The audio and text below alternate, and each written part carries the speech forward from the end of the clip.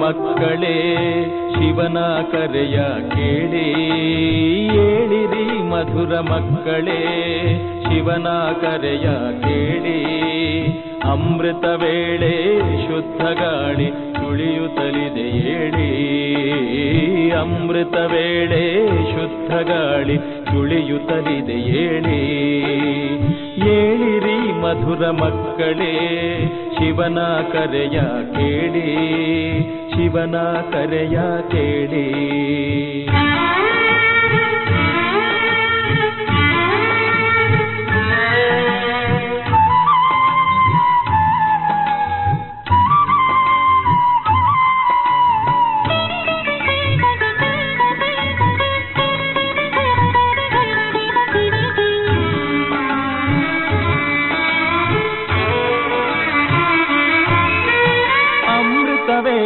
ಶಾಂತವಾಗಿಹುದು ಕಳೆಯಿರಿ ಮನದ ಕತ್ತಲೆ, ಅಮೃತ ವೇಳೆ ಶಾಂತವಾಗಿಹುದು ಕಳೆಯಿರಿ ಮನದ ಕತ್ತಲೆ.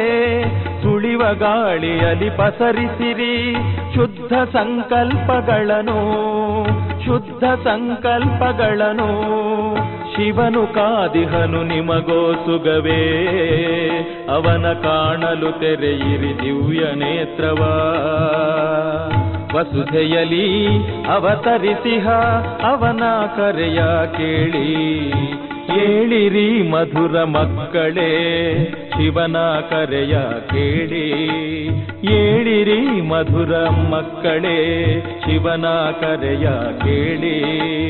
ಅಮೃತ ವೇಳೆ ಶುದ್ಧ ಗಾಳಿ ತುಳಿಯುತ್ತಲಿದೆ ಏಳಿ, ಅಮೃತ ವೇಳೆ ಶುದ್ಧ ಗಾಳಿ ತುಳಿಯುತ್ತಲಿದೆ ಏಳಿ.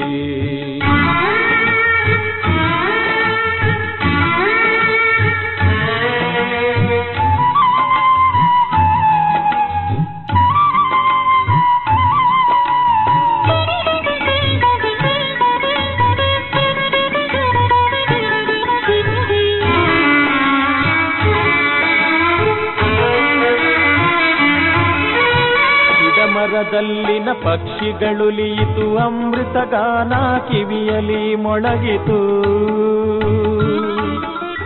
ಪ್ರಭು ಮಿಲನಕ್ಕೆ ಇದೇ ಸಮಯವು, ಬ್ರಹ್ಮ ಮುಹೂರ್ತವು ಎದ್ದೇಳಿ. ಶಾಂತವಾದ ಮನ ಶಾಂತವಾದ ಮನೆ ಮಧುಬನ ನಿಮ್ಮಯ ಮಧುರ ಮನೆ.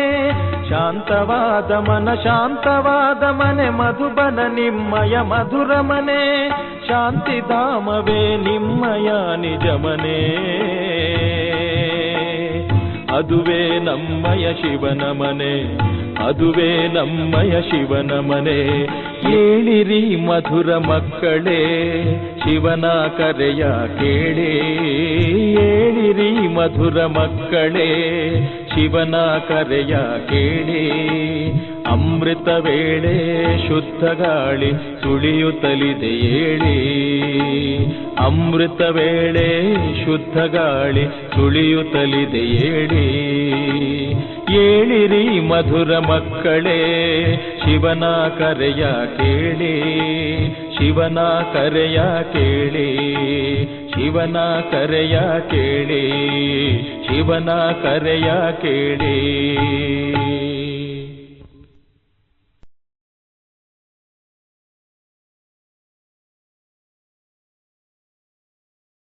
ಓಂ ಶಾಂತಿ.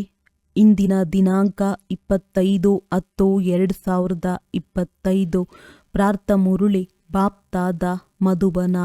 ಮಧುರ ಮಕ್ಕಳೇ, ಸಂಗಮ ಯುಗದಲ್ಲಿಯೇ ನೀವು ಆತ್ಮ ಅಭಿಮಾನಿಯಾಗುವ ಪರಿಶ್ರಮ ಪಡಬೇಕಾಗಿದೆ.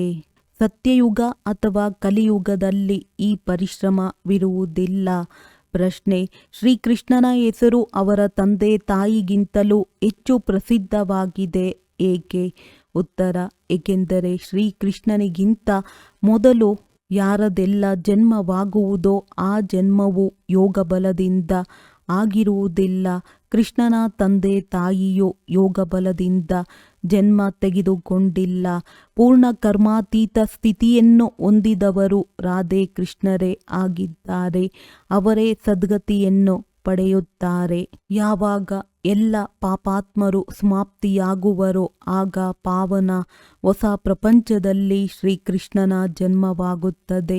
ಅದನ್ನೇ ವೈಕುಂಠವೆಂದು ಹೇಳಲಾಗುತ್ತದೆ. ಸಂಗಮಯುಗದಲ್ಲಿ ಶ್ರೀಕೃಷ್ಣನ ಆತ್ಮವು ಎಲ್ಲರಿಗಿಂತ ಅಧಿಕ ಪುರುಷಾರ್ಥ ಮಾಡುತ್ತಾರೆ. ಆದ್ದರಿಂದ ಶ್ರೀಕೃಷ್ಣನ ಹೆಸರು ಪ್ರಸಿದ್ಧವಾಗಿದೆ. ಓಂ ಶಾಂತಿ. ಮಧುರಾತಿ ಮಧುರ ಆತ್ಮಿಕ ಮಕ್ಕಳಿಗೆ ಆತ್ಮಿಕ ತಂದೆಯೂ ತಿಳಿಸುತ್ತಾರೆ, 5000 ವರ್ಷಗಳ ನಂತರ ಒಂದೇ ಬಾರಿ ತಂದೆಯು ಬಂದು ಮಕ್ಕಳಿಗೆ ಓದಿಸುತ್ತಾರೆ. ನಾವು ಪತಿತರನ್ನು ಬಂದು ಪಾವನ ಮಾಡಿ ಎಂದು ಕರೆಯುತ್ತಾರೆ. ಅದರಿಂದಲೇ ಇದು ಪತಿತ ಪ್ರಪಂಚವೆಂಬುದು ಸಿದ್ಧವಾಗುತ್ತದೆ. ಹೊಸ ಪ್ರಪಂಚ ಪಾವನ ಪ್ರಪಂಚವಿತ್ತು. ಹೊಸ ಮನೆಯು ಅತಿ ಸುಂದರವಾಗಿರುತ್ತದೆ. ಹಳೆಯದ್ದು ಎಲ್ಲವೂ ಕಿತ್ತು ಹೋಗಿರುತ್ತದೆ. ಮಳೆ ಬಂದರೂ ಸಹ ಬೀಳುತ್ತದೆ. ನೀವು ಮಕ್ಕಳು ಈಗ ತಿಳಿದುಕೊಂಡಿದ್ದೀರಿ, ತಂದೆಯು ಹೊಸ ಪ್ರಪಂಚವನ್ನು ಮಾಡಲು ಬಂದಿದ್ದಾರೆ. ಈಗ ಓದಿಸುತ್ತಿದ್ದಾರೆ, ಮತ್ತೆ 5000 ವರ್ಷಗಳ ನಂತರ ಓದಿಸುತ್ತಾರೆ. ಹೀಗೆ ಎಂದು ಯಾವುದೇ ಸಾಧು ಸಂತ ಮೊದಲಾದವರು ತಮ್ಮ ಅನುಯಾಯಿಗಳಿಗೆ ಓದಿಸುವುದಿಲ್ಲ. ಅವರಿಗೆ ಇದು ತಿಳಿದೇ ಇಲ್ಲ. ಆಟದ ಬಗ್ಗೆಯೂ ತಿಳಿದಿಲ್ಲ.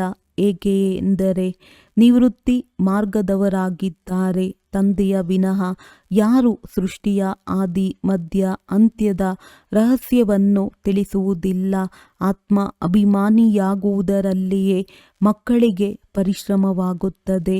ಅರ್ಧ ಕಲ್ಪದಲ್ಲಿ ನೀವೆಂದೂ ಆತ್ಮ ಅಭಿಮಾನಿಯಾಗಿಲ್ಲ. ಈಗ ತಂದೆಯು ತಿಳಿಸುತ್ತಾರೆ, ತಮ್ಮನ್ನು ಆತ್ಮನೆಂದು ತಿಳಿಯಿರಿ.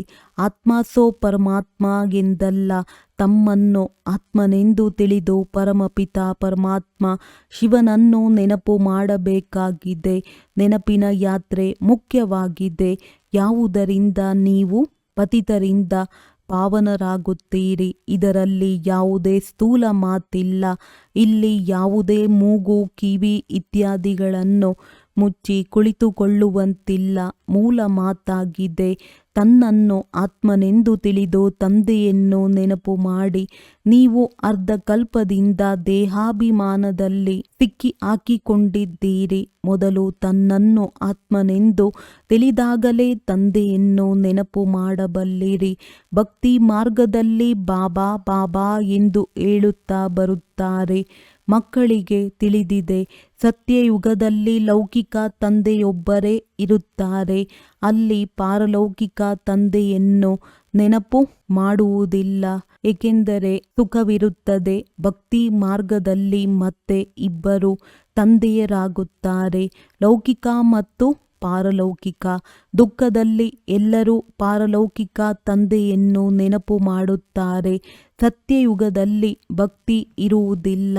ಅಲ್ಲಂತೂ ಈ ಸಮಯದ ಜ್ಞಾನದ ಪ್ರಾರಬ್ಧವು ಸಿಗುತ್ತದೆ. ತಂದೆಯಂತೂ ಒಂದೇ ಬಾರಿ ಬರುತ್ತಾರೆ. ಅರ್ಧ ಕಲ್ಪ ಬೇಹದ್ದಿನ ತಂದೆಯ ಸುಖದ ಆಸ್ತಿ ಇರುತ್ತದೆ. ನಂತರ ಲೌಕಿಕ ತಂದೆಯಿಂದ ಅಲ್ಪಕಾಲದ ಆಸ್ತಿಯು ಸಿಗುತ್ತದೆ. ಇದನ್ನು ಮನುಷ್ಯರು ತಿಳಿಸಲು ಸಾಧ್ಯವಿಲ್ಲ. 5000 ವರ್ಷಗಳಲ್ಲಿ ಈ ಸಂಗಮ ಯುಗದಲ್ಲಿ ಒಂದೇ ಬಾರಿ ತಂದೆಯು ಬರುತ್ತಾರೆ. ಯಾವಾಗ ಕಲಿಯುಗದ ಅಂತ್ಯ ಸತ್ಯಯುಗದ ಆದಿಯ ಸಂಗಮವಾಗುವುದೋ ಆಗಲೇ ತಂದೆಗೆ ಪುನಃ ಹೊಸ ಪ್ರಪಂಚವನ್ನು ಸ್ಥಾಪನೆ ಮಾಡಲು ಬರುತ್ತಾರೆ. ಹೊಸ ಪ್ರಪಂಚದಲ್ಲಿ ಈ ಲಕ್ಷ್ಮೀನಾರಾಯಣರ ರಾಜ್ಯವಿತ್ತು. ನಂತರ ತ್ರೇತಾದಲ್ಲಿ ರಾಮರಾಜ್ಯವಿತ್ತು. ಬಾಕಿ ದೇವತೆಗಳು ಮೊದಲಾದವರ ಯಾವ ಇಷ್ಟೊಂದು ಚಿತ್ರಗಳನ್ನು ಮಾಡಿದ್ದಾರೆಯೋ ಇವೆಲ್ಲವೂ ಭಕ್ತಿ ಮಾರ್ಗದ ಸಾಮಗ್ರಿಗಳಾಗಿವೆ. ತಂದೆಯು ತಿಳಿಸುತ್ತಾರೆ, ಇದೆಲ್ಲವನ್ನು ಮರೆತು ಹೋಗಿ ಈಗ ತಮ್ಮ ಮನೆಯನ್ನು ಮತ್ತು ಹೊಸ ಪ್ರಪಂಚವನ್ನು ನೆನಪು ಮಾಡಿ. ಜ್ಞಾನ ಮಾರ್ಗವು ತಿಳುವಳಿಕೆಯ ಮಾರ್ಗವಾಗಿದೆ. ಇದರಿಂದ ನೀವು 21 ಜನ್ಮಗಳಿಗೆ ಬುದ್ಧಿವಂತರಾಗಿ ಬಿಡುತ್ತೀರಿ. ಯಾವುದೇ ದುಃಖವಿರುವುದಿಲ್ಲ. ಸತ್ಯಯುಗದಲ್ಲೆಂದು ನಮಗೆ ಶಾಂತಿ ಬೇಕೆಂದು ಹೇಳುವುದಿಲ್ಲ. ಬೇಡುವುದಕ್ಕಿಂತಲೂ ಸಾಯುವುದು ಲೇಸು ಎಂದು ಹೇಳಲಾಗುತ್ತದೆ ಎಲ್ಲವೇ. ತಂದೆಯು ನಿಮ್ಮನ್ನು ಇಷ್ಟು ಸಾಹುಕಾರರನ್ನಾಗಿ ಮಾಡುತ್ತಾರೆ. ದೇವತೆಗಳಿಗೆ ಭಗವಂತನಿಂದ ಯಾವುದೇ ವಸ್ತುವನ್ನು ಬೇಡುವ ಅವಶ್ಯಕತೆಯೇ ಇರುವುದಿಲ್ಲ. ಇಲ್ಲಂತೂ ಆಶೀರ್ವಾದವನ್ನು ಬೇಡುತ್ತಾರಲ್ಲವೇ. ಪೋಪ್ ಮೊದಲಾದವರು ಬಂದರೆ ಆಶೀರ್ವಾದಗಳನ್ನು ತೆಗೆದುಕೊಳ್ಳಲು ಎಷ್ಟೊಂದು ಮಂದಿ ಹೋಗುತ್ತಾರೆ. ಪೋಪರು ಎಷ್ಟೊಂದು ಮಂದಿಯ ವಿವಾಹವನ್ನು ಮಾಡಿಸುತ್ತಾರೆ. ತಂದೆಯು ಈ ಕೆಲಸವನ್ನು ಮಾಡುವುದಿಲ್ಲ. ಭಕ್ತಿ ಮಾರ್ಗದಲ್ಲಿ ಯಾವುದು ಕಳೆದು ಹೋಗಿದೆಯೋ ಅದು ಈಗ ನಡೆಯುತ್ತಿದೆ. ಇದು ಈಗ ಪುನಃ ಪುನರಾವರ್ತನೆಯಾಗುತ್ತಿದೆ. ದಿನ ಪ್ರತಿದಿನ ಭಾರತವು ಎಷ್ಟು ಅವನತಿಯಾಗುತ್ತಾ ಬಂದಿದೆ. ಈಗ ನೀವು ಸಂಗಮದಲ್ಲಿದ್ದೀರಿ. ಉಳಿದೆಲ್ಲರೂ ಕಲಿಯುಗಿ ಮನುಷ್ಯರಾಗಿದ್ದಾರೆ. ಎಲ್ಲಿಯವರೆಗೆ ಇಲ್ಲಿ ಬರುವುದಿಲ್ಲವೋ ಅಲ್ಲಿಯವರೆಗೆ ಈಗ ಸಂಗಮಯುಗವೇ ಅಥವಾ ಕಲಿಯುಗವೇ ಎಂಬುದನ್ನು ತಿಳಿದುಕೊಳ್ಳಲು ಆಗುವುದಿಲ್ಲ. ಒಂದೇ ಮನೆಯಲ್ಲಿ ನಾವು ಸಂಗಮದಲ್ಲಿದ್ದೇವೆ ಎಂದು ಮಕ್ಕಳು ತಿಳಿಯುತ್ತಾರೆ. ನಾವು ಕಲಿಯುಗದಲ್ಲಿದ್ದೇವೆಂದು ತಂದೆಯು ಹೇಳುತ್ತಾರೆ. ಇದರಿಂದ ಎಷ್ಟು ತೊಂದರೆಯಾಗುತ್ತದೆ. ಆಹಾರ ಪಾನೀಯ ಮೊದಲಾದವುಗಳ ಜಂಜಾಟವಾಗಿ ಬಿಡುತ್ತದೆ. ನೀವು ಸಂಗಮಯುಗಿಗಳು ಶುದ್ಧ ಪವಿತ್ರ ಭೋಜನವನ್ನು ಸ್ವೀಕರಿಸುವವರಾಗಿದ್ದೀರಿ. ದೇವತೆಗಳೆಂದು ಈರುಳ್ಳಿ ಇತ್ಯಾದಿಗಳನ್ನು ಸೇವನೆ ಮಾಡುವುದಿಲ್ಲ. ಈ ದೇವತೆಗಳಿಗೆ ನಿರ್ವಿಕಾರಿಗಳೆಂದು ಹೇಳಲಾಗುತ್ತದೆ. ಭಕ್ತಿ ಮಾರ್ಗದಲ್ಲಿ ಎಲ್ಲರೂ ತಮೋಪ್ರಧಾನರಾಗಿ ಬಿಟ್ಟಿದ್ದಾರೆ.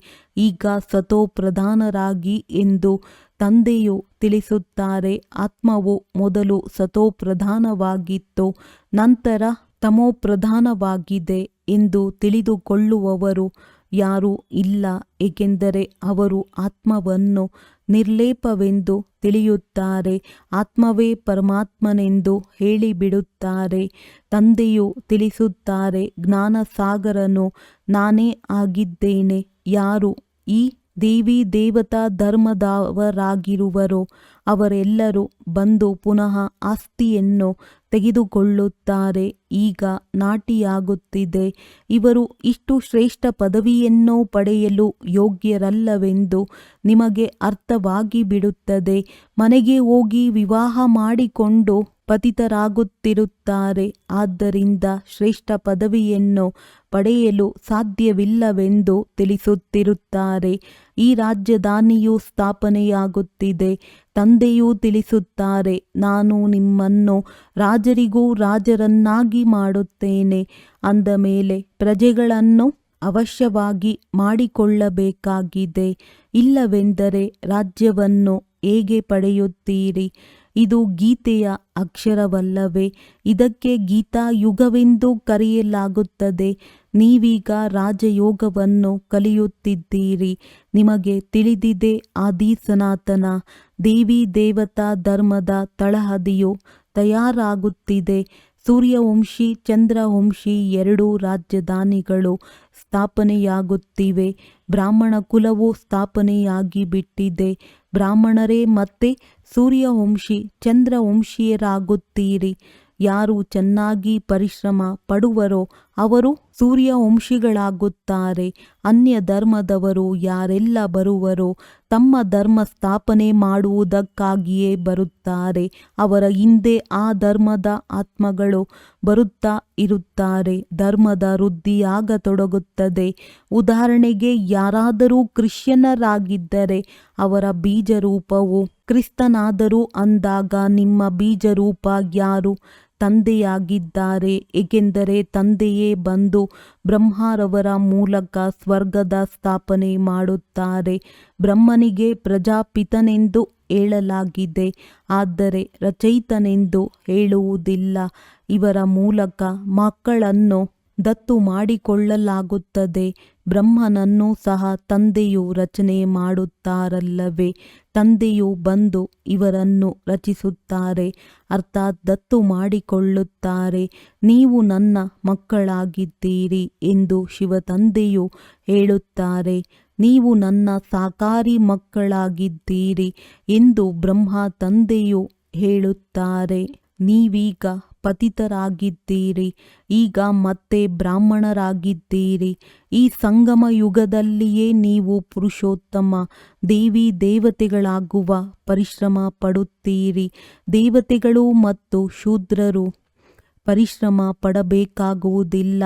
ನೀವು ಬ್ರಾಹ್ಮಣರೇ ದೇವತೆಗಳಾಗಲು ಪರಿಶ್ರಮ ಪಡಬೇಕಾಗುತ್ತದೆ. ತಂದೆಯು ಸಂಗಮದಲ್ಲಿಯೇ ಬರುತ್ತಾರೆ. ಇದು ಬಹಳ ಚಿಕ್ಕದಾದ ಯುಗವಾಗಿದೆ. ಆದ್ದರಿಂದ ಇದಕ್ಕೆ ಲೀಪ್ ಯುಗವೆಂದು ಹೇಳಲಾಗುತ್ತದೆ. ಇದನ್ನು ಯಾರೂ ತಿಳಿದುಕೊಂಡಿಲ್ಲ. ತಂದೆಗೂ ಸಹ ಪರಿಶ್ರಮವಾಗುತ್ತದೆ. ಕೂಡಲೇ ಹೊಸ ಪ್ರಪಂಚವಾಗಿ ಬಿಡುವುದಿಲ್ಲ. ನೀವು ದೇವತೆಗಳಾಗುವುದರಲ್ಲಿಯೇ ಸಮಯ ಹಿಡಿಸುತ್ತದೆ. ಯಾರು ಒಳ್ಳೆಯ ಕರ್ಮ ಮಾಡುವರೋ ಅವರು ಒಳ್ಳೆಯ ಕುಲದಲ್ಲಿ ಜನ್ಮ ಪಡೆಯುತ್ತಾರೆ. ನೀವೀಗ ನಂಬರ್ವಾರ್ ಪುರುಷಾರ್ಥದನುಸಾರ ಪಾವನರಾಗುತ್ತಿದ್ದೀರಿ. ಆತ್ಮವೇ ಆಗುತ್ತದೆ. ಈಗ ನೀವಾತ್ಮಗಳು ಒಳ್ಳೆಯ ಕರ್ಮವನ್ನು ಕಲಿಯುತ್ತಿದ್ದೀರಿ. ಆತ್ಮವೇ ಒಳ್ಳೆಯ ಅಥವಾ ಕೆಟ್ಟ ಸಂಸ್ಕಾರವನ್ನು ತೆಗೆದುಕೊಂಡು ಹೋಗುತ್ತದೆ. ನೀವೀಗ ಹೂಗಳಾಗಿ ಒಳ್ಳೆಯ ಮನೆಯಲ್ಲಿ ಜನ್ಮ ಪಡೆಯುತ್ತೀರಿ. ಇಲ್ಲಿ ಯಾರು ಒಳ್ಳೆಯ ಪುರುಷಾರ್ಥ ಮಾಡುವರೋ ಅವರು ಅವಶ್ಯವಾಗಿ ಒಳ್ಳೆಯ ಕುಲದಲ್ಲಿ ಜನ್ಮ ಪಡೆಯುತ್ತಾರೆ.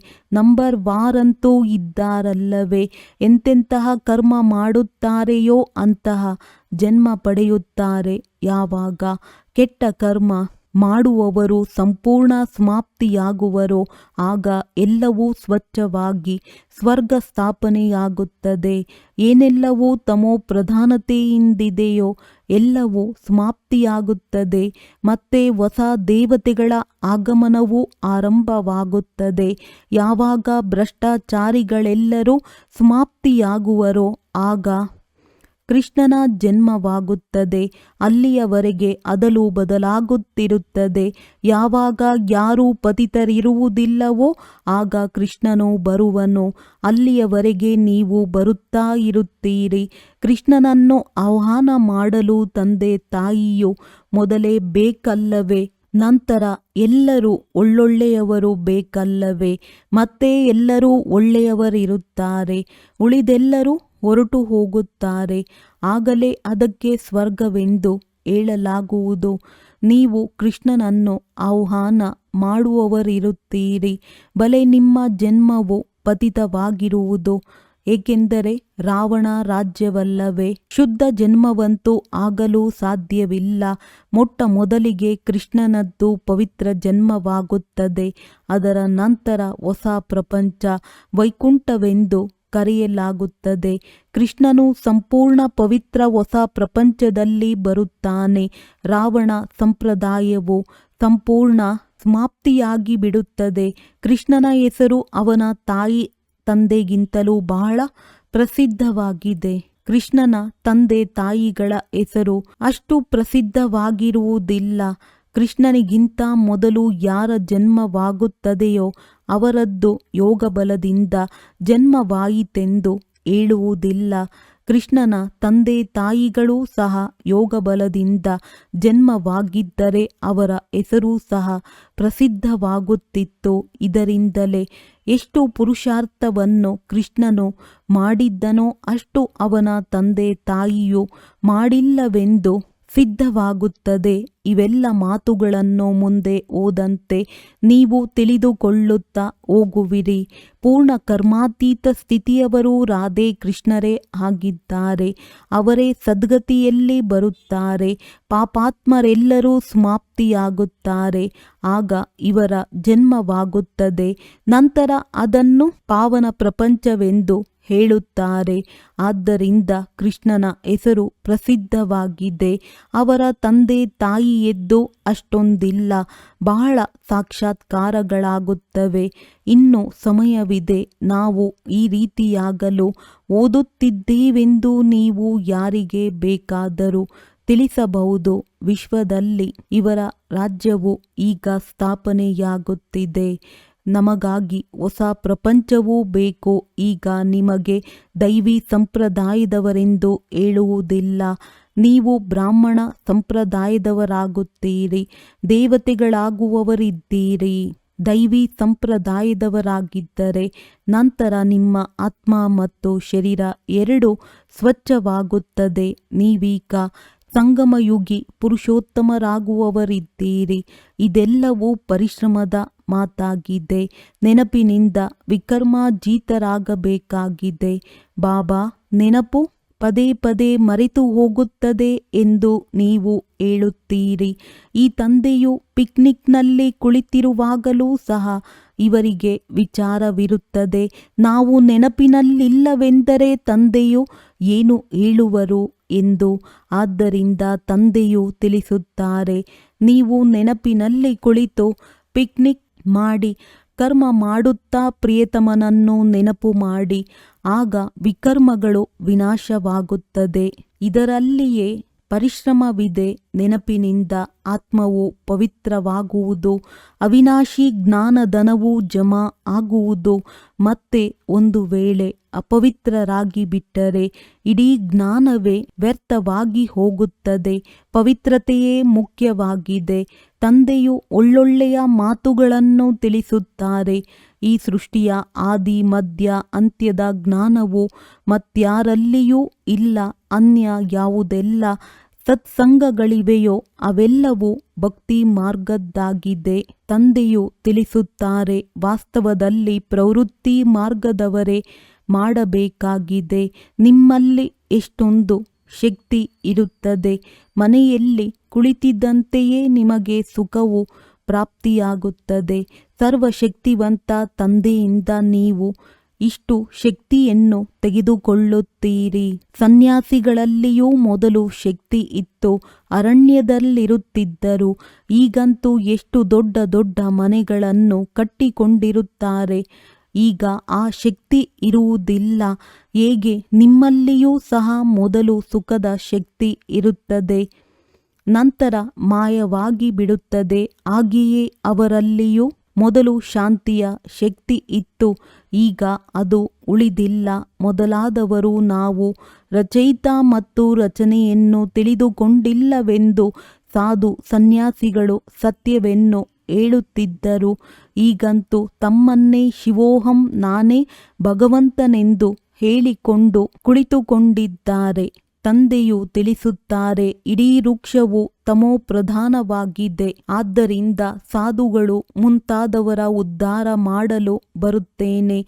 ಈ ಪ್ರಪಂಚವೇ ಬದಲಾಗಲಿದೆ. ಎಲ್ಲ ಆತ್ಮಗಳು ಹಿಂತಿರುಗಿ ಹೋಗುತ್ತಾರೆ. ನಾವಾತ್ಮರಲ್ಲಿ ಅವಿನಾಶಿ ಪಾತ್ರವು ತುಂಬಲ್ಪಟ್ಟಿದೆ, ಅದನ್ನು ಪುನಃ ಪುನರಾವರ್ತಿಸುತ್ತೇವೆ ಎಂಬ ಜ್ಞಾನವಿರುವವರು ಯಾರೊಬ್ಬರೂ ಇಲ್ಲ. ಆತ್ಮವು ಇಷ್ಟು ಸೂಕ್ಷ್ಮವಾಗಿದೆ, ಇದರಲ್ಲಿ ಅವಿನಾಶಿ ಪಾತ್ರವೂ ತುಂಬಿದೆ, ಅದೆಂದೂ ವಿನಾಶವಾಗುವುದಿಲ್ಲ. ಇದರಲ್ಲಿ ಬುದ್ಧಿಯು ಬಹಳ ಪವಿತ್ರವಿರಬೇಕು. ಯಾವಾಗ ನೆನಪಿನ ಯಾತ್ರೆಯಲ್ಲಿ ಮಸ್ತರಾಗುವಿರಿ ಆಗಲೇ ಪವಿತ್ರರಾಗುತ್ತೀರಿ. ಪರಿಶ್ರಮವಿಲ್ಲದೆ ಪದವಿಯೂ ಸಿಗುವುದಿಲ್ಲ.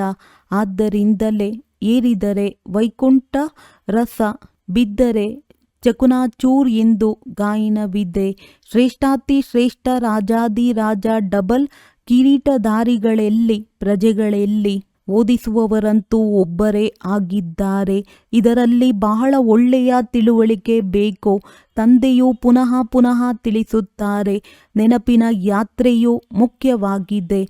ನಾನು ನಿಮಗೆ ಓದಿಸಿ ವಿಶ್ವದ ಮಾಲೀಕರನ್ನಾಗಿ ಮಾಡುತ್ತೇನೆ ಅಂದಾಗ ಶಿಕ್ಷಕ ಗುರುವೂ ಆಗಿರುವರು.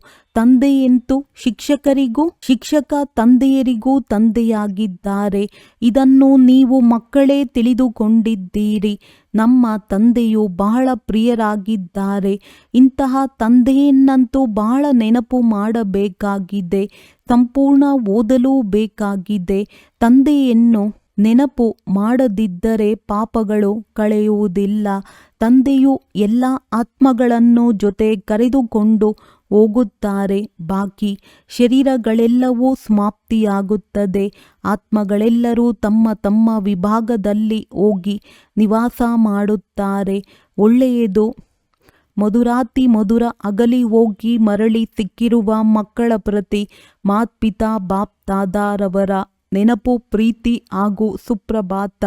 ಆತ್ಮಿಕ ಮಕ್ಕಳಿಗೆ ಆತ್ಮಿಕ ತಂದೆಯ ನಮಸ್ತೆ. ಧಾರಣೆಗಾಗಿ ಮುಖ್ಯ ಸಾರ: ಬುದ್ಧಿಯನ್ನು ಪವಿತ್ರ ಮಾಡಿಕೊಳ್ಳಲು ನೆನಪಿನ ಯಾತ್ರೆಯಲ್ಲಿ ಮಸ್ತರಾಗಿರಬೇಕಾಗಿದೆ. ಕರ್ಮ ಮಾಡುತ್ತಲೂ ಒಬ್ಬ ಪ್ರಿಯತಮನ ನೆನಪಿರಲಿ, ಆಗ ವಿಕರ್ಮಜೀತರಾಗುತ್ತೀರಿ. ಈ ಚಿಕ್ಕದಾದ ಯುಗದಲ್ಲಿ ಮನುಷ್ಯರಿಂದ ದೇವತೆಗಳಾಗುವ ಪರಿಶ್ರಮ ಪಡಬೇಕಾಗಿದೆ. ಒಳ್ಳೆಯ ಕರ್ಮಗಳನುಸಾರ ಒಳ್ಳೆಯ ಸಂಸ್ಕಾರಗಳನ್ನು ಧಾರಣೆ ಮಾಡಿಕೊಂಡು ಒಳ್ಳೆಯ ಕುಲದಲ್ಲಿ ಹೋಗಬೇಕಾಗಿದೆ. ವರದಾನ: ತಮ್ಮ ಆತ್ಮೀಯ ಲೈಟ್ನ ಮೂಲಕ ವಾಯುಮಂಡಲವನ್ನು ಪರಿವರ್ತನೆ ಮಾಡುವ ಸೇವೆ ಮಾಡುವಂತಹ ಸಹಜ ಸಫಲತಾ ಮೂರ್ತಿ ಭವ. ಹೇಗೆ ಸಾಕಾರ ಸೃಷ್ಟಿಯಲ್ಲಿ ಯಾವ ಬಣ್ಣದ ಲೈಟನ್ನು ಬೆಳಗಿಸುವಿರೋ ಅದೇ ವಾತಾವರಣವಾಗಿ ಬಿಡುವುದು. ಒಂದು ವೇಳೆ ಹಸಿರು ಬಣ್ಣದ ಲೈಟ್ ಬೆಳಗಿಸಿದ್ದಲ್ಲಿ 4 ಕಡೆ ಅದೇ ಪ್ರಕಾಶ ಹರಡಿಬಿಡುತ್ತದೆ. ಕೆಂಪು ಬಣ್ಣದ ಲೈಟ್ ಹಾಕಿದ್ದಲ್ಲಿ ಯೋಗದ ವಾಯುಮಂಡಲವಾಗಿ ಬಿಡುತ್ತದೆ. ಯಾವಾಗ ಸ್ಥೂಲ ಲೈಟ್ ವಾಯುಮಂಡಲವನ್ನೇ ಪರಿವರ್ತನೆ ಮಾಡುತ್ತೆ ಎಂದ ಮೇಲೆ ನೀವು ಲೈಟ್ ಹೌಸ್ ಸಹ ಪವಿತ್ರತೆಯ ಲೈಟ್ ಅಥವಾ ಸುಖದ ಲೈಟ್ನಿಂದ ವಾಯುಮಂಡಲ ಪರಿವರ್ತನೆ ಮಾಡುವಂತಹ ಸೇವೆ ಮಾಡಿ, ಆಗ ಸಫಲತಾ ಮೂರ್ತಿಗಳಾಗಿ ಬಿಡುವಿರಿ. ಸ್ಥೂಲ ಲೈಟ್ ಕಣ್ಣುಗಳಿಂದ ಕಾಣುವುದು, ಆತ್ಮೀಯ ಲೈಟ್ ಅನುಭವದಿಂದ ತಿಳಿಯುವಿರಿ. ಸ್ಲೋಗನ್: ವ್ಯರ್ಥ ಮಾತುಗಳಲ್ಲಿ ಸಮಯ ಮತ್ತು ಸಂಕಲ್ಪವನ್ನು ಕಳೆಯುವುದು ಇದು ಸಹ ಅಪವಿತ್ರತೆಯಾಗಿದೆ. ಅವ್ಯಕ್ತ ಸೂಚನೆ: ಸ್ವಯಂನ ಮತ್ತು ಸರ್ವರ ಪ್ರತಿ ಮನಸ್ಸ ಮೂಲಕ ಯೋಗದ ಶಕ್ತಿಗಳ ಪ್ರಯೋಗ ಮಾಡಿ. ಯಾವುದೇ ಖಜಾನೆಯನ್ನು ಕಡಿಮೆ ಖರ್ಚು ಮಾಡಿ ಅಧಿಕ ಪ್ರಾಪ್ತಿ ಮಾಡಿಕೊಳ್ಳುವುದು ಇದೇ ಯೋಗದ ಪ್ರಯೋಗವಾಗಿದೆ. ಪರಿಶ್ರಮ ಕಡಿಮೆ, ಸಫಲತೆ ಹೆಚ್ಚು. ಈ ವಿಧಿಯಿಂದ ಪ್ರಯೋಗ ಮಾಡಿ. ಹೇಗೆ ಸಮಯ ಅಥವಾ ಸಂಕಲ್ಪ ಶ್ರೇಷ್ಠ ಖಜಾನೆಯಾಗಿದೆ. ಸಂಕಲ್ಪ ಕಡಿಮೆಗಿಂತ ಕಡಿಮೆ ಖರ್ಚು ಆಗಲಿ, ಆದರೆ ಪ್ರಾಪ್ತಿ ಹೆಚ್ಚಾಗಲಿ. ಯಾವ ಸಾಧಾರಣ ವ್ಯಕ್ತಿ 2-4 ನಿಮಿಷ ಸಂಕಲ್ಪ ನಡೆಸಿದ ನಂತರ, ಯೋಚಿಸಿದ ನಂತರ ಸಫಲತೆ ಅಥವಾ ಪ್ರಾಪ್ತಿ ಮಾಡಿಕೊಳ್ಳಬಹುದು, ಅದನ್ನು ನೀವು 1-2 ಸೆಕೆಂಡಿನಲ್ಲಿ ಮಾಡಬಹುದು. ಇದಕ್ಕೆ ಹೇಳಲಾಗುತ್ತದೆ ಕಡಿಮೆ ಖರ್ಚು ಹೆಚ್ಚು ಪ್ರಾಪ್ತಿ. ಖರ್ಚು ಕಡಿಮೆ ಮಾಡಿ, ಆದರೆ ಪ್ರಾಪ್ತಿ 100ರಷ್ಟಿರಲಿ. ಇದರಿಂದ ಸಮಯದ ಅಥವಾ ಸಂಕಲ್ಪದ ಏನು ಉಳಿತಾಯವಾಗುತ್ತದೆ, ಅದು ಅನ್ಯರ ಸೇವೆಯಲ್ಲಿ ತೊಡಗಿಸಬಹುದು, ದಾನ ಪುಣ್ಯ ಮಾಡಬಹುದು. ಇದೇ ಯೋಗದ ಪ್ರಯೋಗವಾಗಿದೆ. ಒಳ್ಳೆಯದು. ಓಂ ಶಾಂತಿ.